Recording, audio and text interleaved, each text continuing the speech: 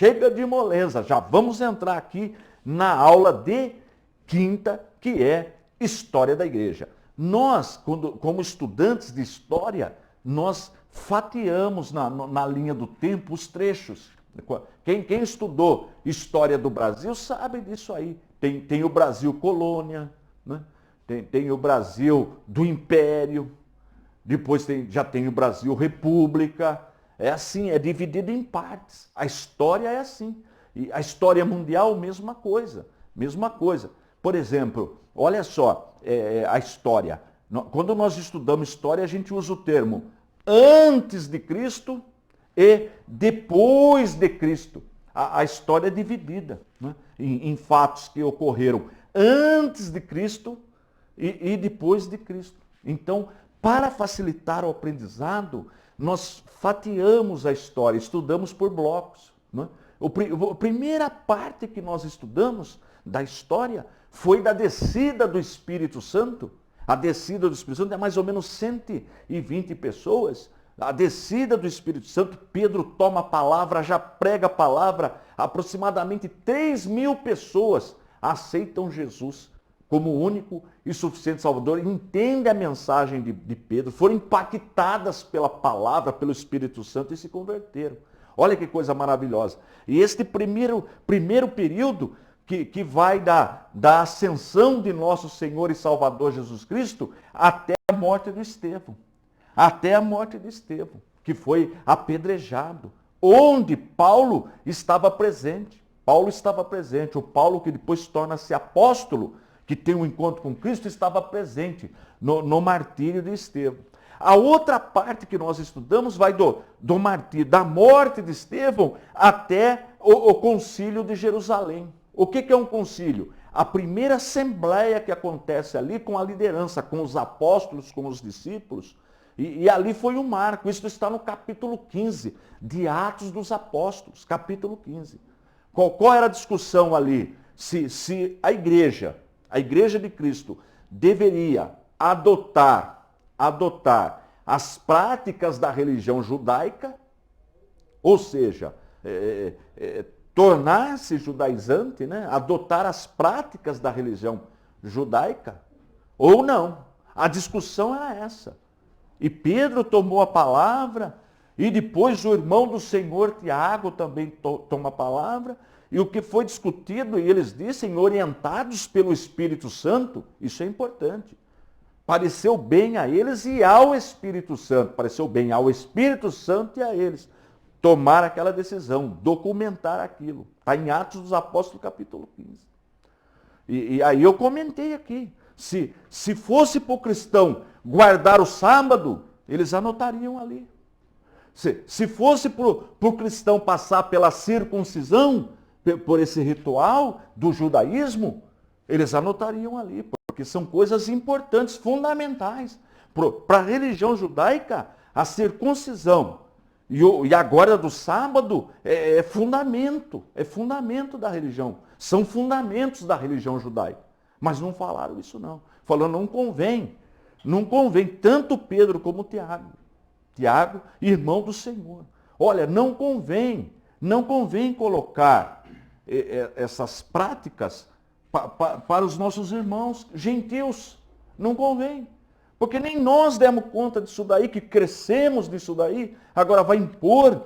Não, agora é importante que o cristão fique longe da prostituição. Se abster, quer dizer, longe da prostituição. Longe. Não se envolva com isso. Da carne, do sacrifício aos ídolos. Ficar longe do sacrifício aos ídolos. Da carne sufocada e do sangue. Lógico, sangue de animal. Né? Sangue de animal. Claro, sangue de animal. Não tem nada a ver com sangue humano, até porque isso nós já sabemos. Né? Ninguém ali, meu Deus do céu. Né? Meu Deus do céu. Então, o que acontece? Ficou determinado aquilo ali. E agora, a igreja, Paulo agora já teve encontro com Cristo nesse período. Paulo já está pregando o evangelho, já está correndo nas suas viagens missionárias, já temos livros escritos. Até então, nós não tínhamos nenhum livro. Os livros do Novo Testamento os livros do Novo Testamento, eles surgem depois do ano 50. 56, 60, 65, 68, já tem o martírio de Paulo, a morte de Paulo. Então, e vão até o ano 90. Até o ano 90, com o último apóstolo, o apóstolo João. O apóstolo João, ele escreveu o Evangelho, 3 epístolas e o Apocalipse. João foi muito usado, ele que escreveu o Apocalipse, o apóstolo João. Então, mas no ano 90, já encerrou, já está encerrado. Os livros do Novo Testamento, os 27. Então, esse período foi o período da expansão da igreja. E a igreja, nesse período, ela era perseguida pelos próprios judeus. Os judaizantes ou aqueles que eram ortodoxos ao judaísmo, perseguiam os crentes. Isso é registrado em Atos dos Apóstolos claramente. Eles eram denunciados pelos judeus, como os cristãos eram chamados de seita, né? E denunciado pelos próprios judeus. Tá bom? Vamos fazer o seguinte, eu vou chamar o intervalo, não sai daí não. Tem muita coisa para aprender hoje, tá bom? Vamos trabalhar mais um pouquinho? Chega de moleza, é hora de aprender e aprender a palavra de Deus. Olha que matéria abençoada a nossa história. Nós vamos percorrer, se Deus quiser, como nós fizemos o ano passado, 2000 anos de história. 2000 anos.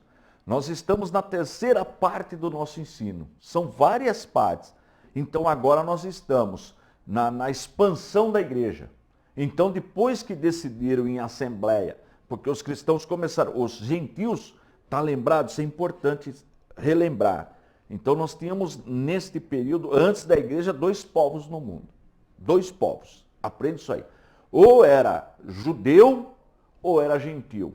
E o que é ser gentio? É ser pagão. É a mesma coisa que pagão. Falar gentio é a mesma coisa que falar pagão. Por quê? Só um povo conhecia o Deus verdadeiro. Só um povo. Que povo é esse? O povo judeu, a nação de Israel. Só eles conheciam o Deus verdadeiro. Só eles. Mais ninguém. Deus entregou para eles a revelação. As outras nações viviam na idolatria e no paganismo. Você sabia disso? Por isso chamados gentios. Você lembra o termo Galileia dos gentios? Porque tinha muitos gentios ali. Tá? Muito bem. Mas agora, com a vinda de nosso Senhor Jesus Cristo, com a sua morte, ressurreição, ascensão e a descida do Espírito Santo, surge um novo povo. Então agora o mundo está dividido em 3 povos. Anota aí no seu caderno. O povo judeu, o povo gentil e o povo cristão, que é a igreja. Olha que interessante. Não é bom aprender isso aí? Não é importante? Então você que está me assistindo, vai, faz uma análise rápida aí. Você é judeu, é gentil ou é cristão? É aí que está. Eu creio que seja cristão, né? Que bênção. Mas se não for, só aceitar Jesus como o único suficiente Salvador, você torna-se um cristão, tá bom? Muito bem. Agora, o que acontece? Eles estão pregando o evangelho, Paulo já fez aí as suas viagens missionárias, o evangelho está expandindo, Paulo já escreve as cartas, depois na aula de bibliologia nós vamos falar das cartas, das viagens de Paulo, tudo isso nós falaremos em bibliologia, tá? Mas as cartas já estão sendo escritas. E no ano 70, porque o que acontece? Quando nós lemos Atos dos Apóstolos, nós vamos ver a igreja sendo perseguida, mas muitas vezes ela é denunciada pelos judeus. Paulo, por exemplo, quase mataram Paulo. Os próprios judeus tinham um ódio. Houve uma separação. Porque Paulo, quando ele chegava numa cidade, ele procurava uma sinagoga. Mas o que é sinagoga? Sinagoga era o local onde os judeus estudavam a lei, a Torá. Eles iam na sinagoga para aprender o Antigo Testamento, né? Porque para eles não é antigo. Então Paulo, como que ele tinha sido fariseu, ele era judeu, fariseu, conhecia, doutor. Quando ele chegava numa sinagoga, ele tinha a palavra. Só que quando ele defendia que Jesus Cristo é o Messias, que nós já aprendemos aqui, que a pregação do Evangelho nesse período, e deveria de ser sempre assim, se você está me assistindo e quer ser um pregador do Evangelho, eu aprendi nos primeiros anos de seminário, eu aprendi que o tema do bom pregador é o Calvário. Eu aprendi isso, nunca mais esqueci, procuro trabalhar nessa linha. O tema do bom pregador é o Calvário. Então, como que era a pregação nesse período? A mensagem, eu já até ensinei, ela era dividida em três partes. Três partes. Primeiro, citações do Antigo Testamento para provar que Jesus era o Messias. Olha que coisa maravilhosa, porque surgiram outros Messias, outras pessoas se diziam Messias. Eram falsos profetas que diziam, olha, eu sou o Messias, e que enganavam até. E Jesus surge neste período. Então precisava provar que Jesus verdadeiramente era o Messias, o ungido, o Cristo. Messias no hebraico, Cristo no grego, ungido no português. Tanto faz falar uma das três palavras. Então tinha que provar. E provar como? No Antigo Testamento, citando as profecias. Então veja que Pedro conhecia o Antigo Testamento. Falava, mas Pedro era pescador, mas ele conhecia o Antigo Testamento. Todos eles conheciam a lei. Os pais ensinavam para os filhos. Está determinado em Deuteronômio, está determinado isso daí. Muito bem. Então a primeira parte da pregação era essa. Mostrar no Antigo Testamento que Jesus era o Messias. Então tinha que conhecer o Antigo Testamento. Paulo cita inúmeras passagens, todos eles citam. Segunda parte da mensagem. Ele morreu na cruz, verteu o seu sangue, mas ressuscitou. Deus foi ressuscitou, com testemunhas. Paulo fala, mais de 500 pessoas, né? Foi visto pelos apóstolos, pelas mulheres, pelos discípulos, no caminho de Emaús. Tomé duvidou, foi visto, enfim, foi visto por muitas pessoas. Muitas pessoas. Então tinha prova aqui de pessoas que viram Jesus ressuscitado. Ele não, foi escondido, esconderam o corpo dele e falaram que ele ressuscitou, como tem algumas heresias. Não, testemunhas, 500 pessoas no mínimo viram Jesus ressuscitado ali. E a terceira parte da mensagem? Ele voltará. Ele voltará. Então essa é a mensagem do Calvário. Mostrar no Antigo Testamento que Jesus é o Messias, mostrar que ele ressuscitou, está documentado, e que ele voltará. Então essa mensagem pregada para os gentios começaram tudo aceitando Jesus, fora os sinais e maravilhas, as curas. Pessoas ressuscitaram com o poder de Deus, com a palavra, com as mensagens, foram curados, e Deus abençoando, né? O poder do Espírito Santo, as viagens missionárias, e o povo crescendo. Só que a igreja, ela saiu de Jerusalém, conforme Jesus determinou. Jesus não falou para pregar na Judéia, Samaria e os confins da terra, foram pregando. O evangelho agora, Paulo já está na Europa. O evangelho já está na Europa. Olha que coisa maravilhosa. Na Ásia, Europa, o evangelho está sendo pregado no Império Romano. Mas no ano 70, o que aconteceu? O que aconteceu? O cumprimento de uma profecia de Jesus. No ano 70 se cumpriu uma poderosa profecia de Jesus que está em Lucas, no capítulo 21, de 20 a 24. Aí eu vou pedir para a nossa editora colocar na tela. Vou pedir para ela colocar na tela Lucas 21, de 20 a 24. Palavras ditas pelo nosso Senhor e Salvador Jesus Cristo. Olha o que diz o texto. Mas, quando vides Jerusalém cercada de exércitos, sabei então que é chegada a sua desolação. Então, os que estiverem na Judéia, fujam para os montes. Os que estiverem no meio da cidade, saiam. E os que nos campos não encontrem nela. Olha só, e os que nos campos não entrem nela, não entrem nela, na cidade. Corrigindo. porque dias de vingança são estes, para que se cumpram todas as coisas que estão escritas. Mas ai das grávidas e das criarem naqueles dias, porque haverá grande aperto na terra e ira sobre este povo. E cairão ao fio da espada, e para todas as nações serão levados cativos. E Jerusalém será pisada pelos gentios, até que os tempos dos gentios se completem. Olha que palavra poderosa!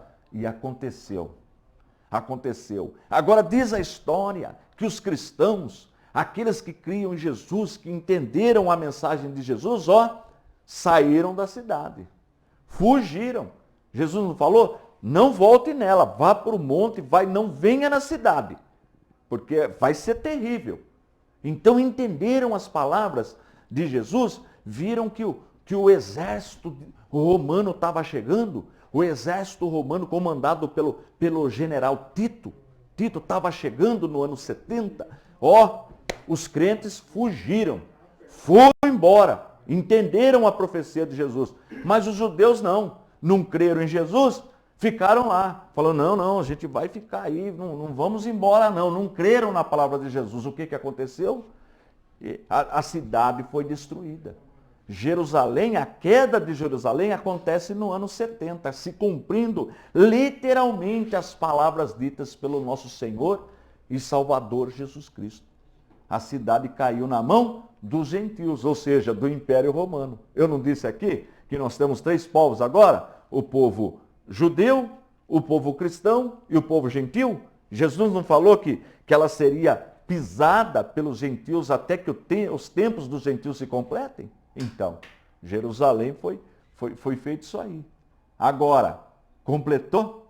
Quem está morando lá agora em Jerusalém? Quem está habitando? Isso daí é escatologia. Depois nós vamos trabalhar essa área aí. Muito bem. Vamos fazer o seguinte. Deixa eu chamar o intervalo, mas não sai daí não. Tem mais aula ainda hoje. Chega de moleza. Vamos trabalhar mais um pouquinho? É hora de aprender e aprender a palavra de Deus. Nós estamos estudando história da igreja. E a terceira aula, a queda de Jerusalém, no ano 70.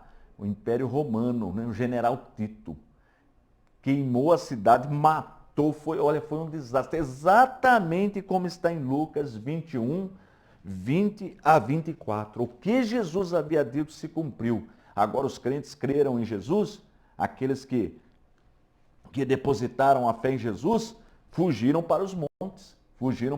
Mas os judeus não creram, foram massacrados pelo Império Romano. Então aí entram os tempos dos gentios, porque Roma agora vai dominar a cidade, a região, a Judéia, tudo no Império Romano. Agora faz parte totalmente do Império Romano. Os judeus são espalhados, mortos, vendidos como escravos, mulheres são mortas, crianças, a cidade é incendiada, o templo é destruído. O templo é destruído. Olha que situação terrível, terrível. E aí começa também agora começa o quê? A perseguição dos cristãos. Dos cristãos também. O Império Romano começa também a perseguir os cristãos, que é chamada Era Sombria. Mas por que o Império Romano? Quais as razões que levou o Império Romano a perseguir os cristãos? Então vamos lá. Primeiro, o imperador de Roma, ele era considerado uma divindade. Você sabia disso? O imperador romano, ele era considerado uma divindade. Por isso que ele é chamado de Senhor. Senhor, alguém divino. César é Senhor. Só que, inclusive nas cidades eles, na entrada da cidade, no centro da cidade, eles colocavam estátua do imperador e ali o povo queimava incenso. Então Roma considerava todas as religiões, desde que tivesse o imperador como divindade. Então, quando Roma invadia uma cidade, um povo e dominava, então tudo bem. eles iam ajudar esse povo, iam trazer proteção militar, trazer benefícios, construção para a cidade, tudo bem. Mas César é tido como um ser divino, como uma divindade. Agora, olha a situação. Nós cristãos, quantos senhores nós temos? Nós só temos um Senhor.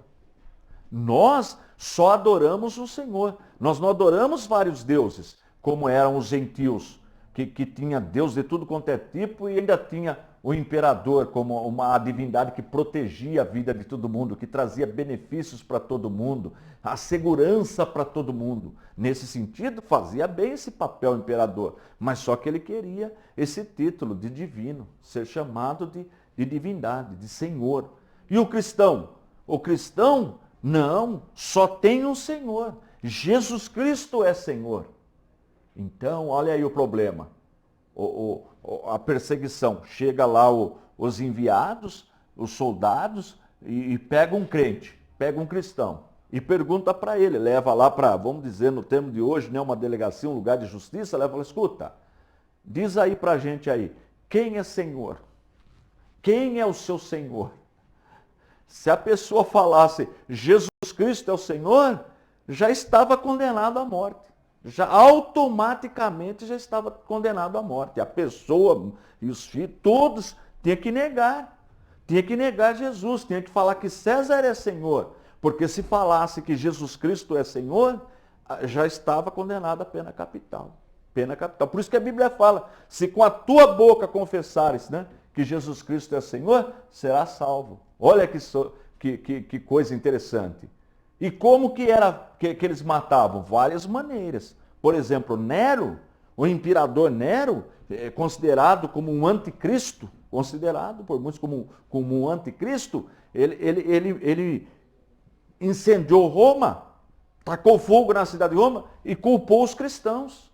Culpou os cristãos, não tem nada a ver com os cristãos, mas jogou a culpa nos cristãos. O que aconteceu? Os cristãos que foram pegos pelo imperador, pelos seus soldados, foram queimados vivos, para iluminar, viraram tochas humanas para iluminar a noite. E outra, morte de crucificação, jogados para as feras, no Coliseu, onde reuniam para aquelas feras, jogavam os cristãos para as feras, jogavam. Então esse é o primeiro motivo, né? Primeiro motivo, quem é o seu Senhor? Se o crente falasse, não, meu Senhor é Jesus Cristo, condenado à morte. Condenado à morte.